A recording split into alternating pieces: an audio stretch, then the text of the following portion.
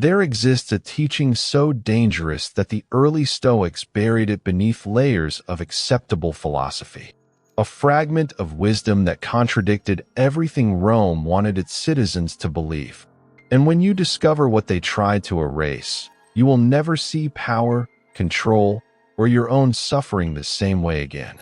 The ruins of ancient Athens hold more than broken columns and weathered stone. Hidden within the fragments of texts that survived the purges, the fires, and the deliberate silencing, lies a doctrine that challenged the very foundation of empire. The Stoics we remember today, Marcus Aurelius, Epictetus, Seneca, they spoke of acceptance, of duty, of enduring what fate delivered. But there was another layer beneath those words, a teaching that asked not simply to endure the chains, but to understand why they were forged in the first place. This hidden doctrine was not written in grand libraries. It was whispered in private gardens, passed between teacher and student in moments when no guards listened, coded in language that only the initiated could decipher.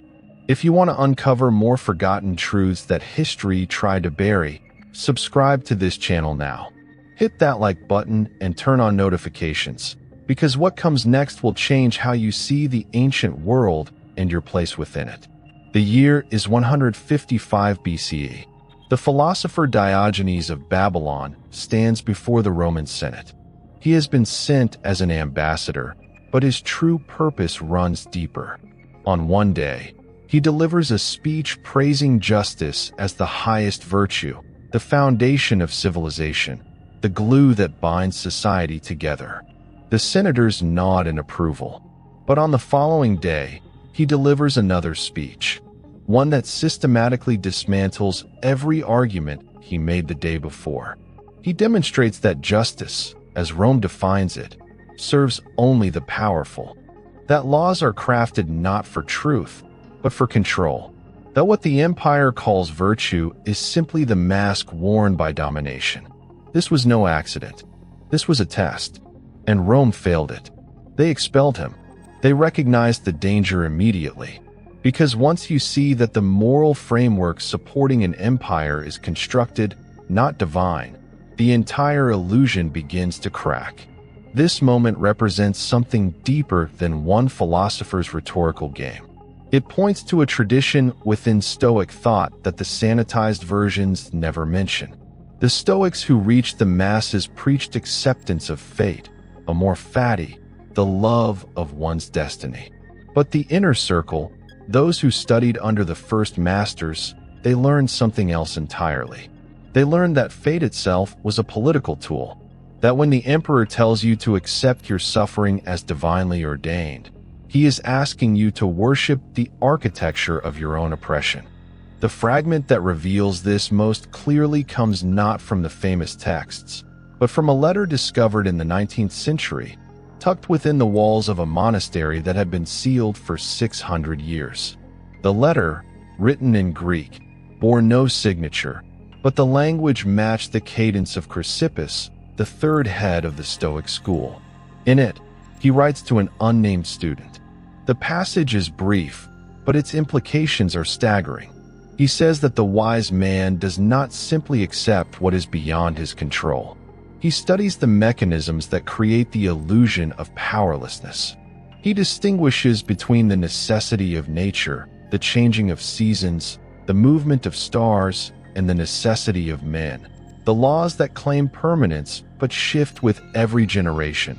The hierarchies that claim divine sanction but crumble when enough people stop believing. This distinction was revolutionary, and it was erased. Why? Because if people understood that human systems are as changeable as weather patterns, that the structures we bow to are maintained only by collective belief, then the entire apparatus of control loses its gravity. The emperor cannot claim the gods ordained his rule if philosophy teaches that all human order is provisional, temporary, subject to revision. So the teaching went underground. It survived in fragments, in the private journals of students who knew better than to publish, in the practice of Stoic exercises that seemed harmless on the surface but contained, for those who understood, a method of seeing through power. When Epictetus taught his students to distinguish between what is up to them and what is not, the surface lesson was clear. You cannot control the weather, the actions of tyrants, the opinions of others. But the deeper lesson, the one spoken only to those who had proven themselves, was this: you can control your recognition of what those tyrants depend upon. You can withdraw the belief that gives their power substance. You can see that the chain around your neck exists because you and everyone around you agree to see it as unbreakable. This was not a call to violence. It was something far more dangerous. It was a call to clarity, to see the world as it is, not as those in power need you to see it. And once you see clearly, you cannot unsee. You cannot go back to the comfort of the old illusions. The Roman authorities understood this threat better than most modern readers do. When they embraced Stoicism, they embraced a version scrubbed clean of its radical edge. Marcus Aurelius, the philosopher-emperor, wrote beautifully about acceptance and inner peace. But he wrote nothing about the mechanisms of empire, nothing that questioned whether the wars he waged or the hierarchies he maintained were expressions of natural law or simply the perpetuation of inherited violence. His meditations are filled with wisdom, but they are the wisdom of a man who benefits from the system. They are Stoicism with its teeth removed. The Stoics who were not emperors, who lived under the weight of Rome rather than at its summit, they carried a different teaching. Musonius Rufus, the teacher of Epictetus, was exiled multiple times. Why? Not because he preached rebellion, but because he taught that the distinctions between slave and free, Roman and barbarian, man and woman, were accidents of birth, not reflections of cosmic order. He taught that the soul recognizes no such boundaries.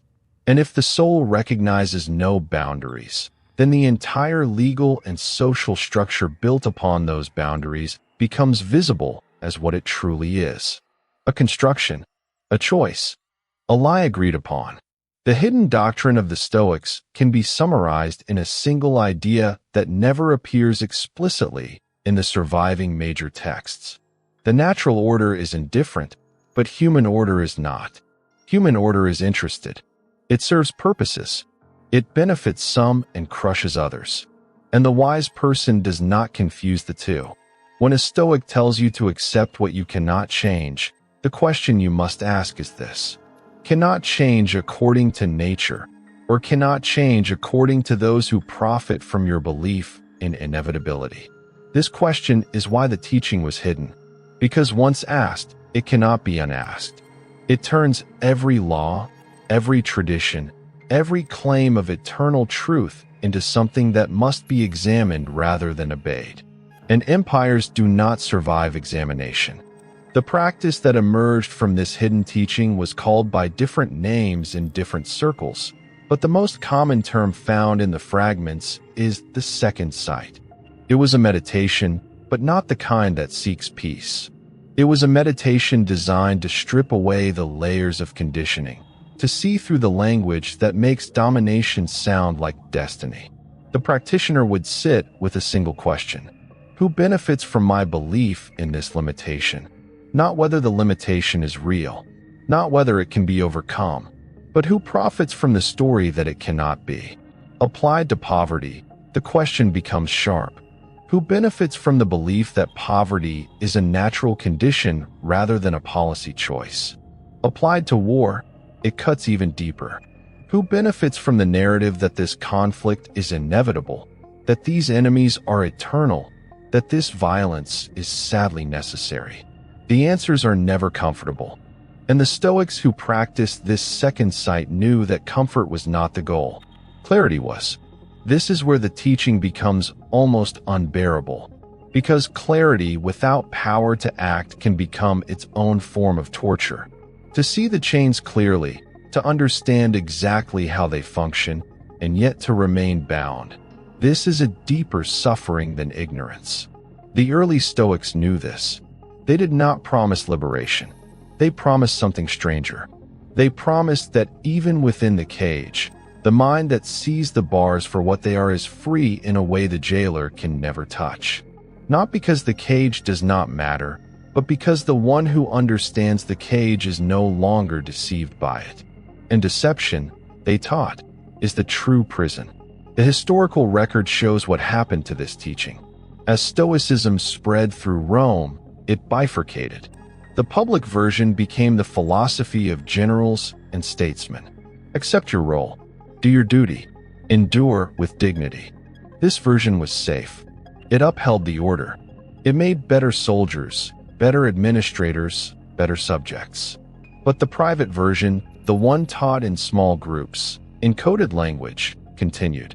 It taught that the role you are told to accept may be a fiction, that the duty you are commanded to perform may serve interests you have never consented to, that endurance is only a virtue if what you endure is actually necessary and not simply profitable for someone else.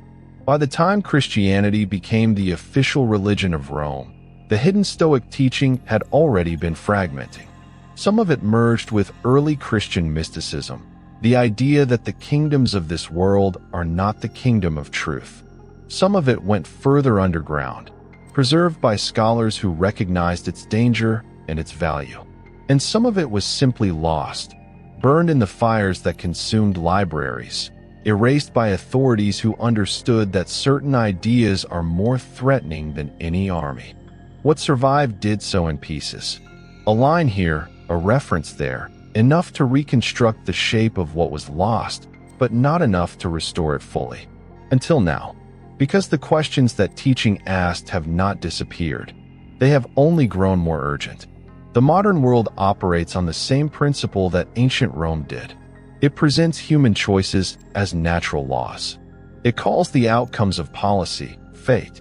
It asks you to accept conditions that benefit a narrow few as if they were written into the fabric of reality itself. And when you suffer under those conditions, it offers you the public version of Stoicism. Accept what you cannot change. Focus on your inner peace. Do not concern yourself with what is beyond your control. But the hidden doctrine asks you to look closer, to ask whether what you are told is beyond your control is truly a law of nature or simply a law of men who prefer you not to question. This does not mean everything is changeable. Gravity is real. Death is real. The limits of the body are real. But the borders that divide people, the debts that crush them, the hierarchies that rank them, these are not gravity. These are choices made and sustained by collective agreement and force. And what is made by humans can be unmade by humans. The power of this teaching is not in its call to action, though action may follow. The power is in the refusal to be lied to, in the insistence that you will see clearly, even when clarity is painful, even when it isolates you, even when it offers no immediate solution. The Stoics who carried this teaching understood loneliness. They understood that once you see through the illusions that most people live within, you are no longer quite part of the world they inhabit. You can move through it. You can function, but you are aware of something they are not. And that awareness changes everything. This is the burden and the gift of the hidden doctrine. The burden is that you can no longer comfort yourself with the stories that make oppression bearable. The gift is that you are no longer fooled. And in a world built on deception, the one who is not fooled has a kind of freedom that no chain can touch. If this resonates with you, if you feel the weight of what has been revealed here, then subscribe to this channel. Leave a like. Turn on notifications. Because the ancient world has more secrets, and each one brings you closer to a truth that empires have spent centuries trying to bury. The teaching was erased because it worked. Because people who understood it could not be governed in the same way. They could still be controlled through force, but not through belief. And belief is cheaper than force. Belief is what allows a small number of people to rule a vast number without constant violence. When belief breaks, the entire structure wobbles. The Stoics knew this. They knew that the most radical act is not violence, but clarity. To see the world without the filters that power requires you to wear. to name what you see without softening it, to refuse the comfort of the lie. And so the question that closes this exploration is the same question the hidden Stoics asked 2,000 years ago. What would you do if you saw clearly? Not what would you feel, not what would you wish for, but what would you do? How would you live if the illusions fell away and you stood face to face with the world as it actually is? That question has no easy answer, but it is the only question that matters. And the Stoics who dared to ask it knew that the answer would cost them everything. Yet they asked it anyway, because a life lived in truth, however hard, is worth more than a life lived in comfortable deception. The teaching was hidden, but it was never destroyed. It is here, in these words, waiting for those ready to see.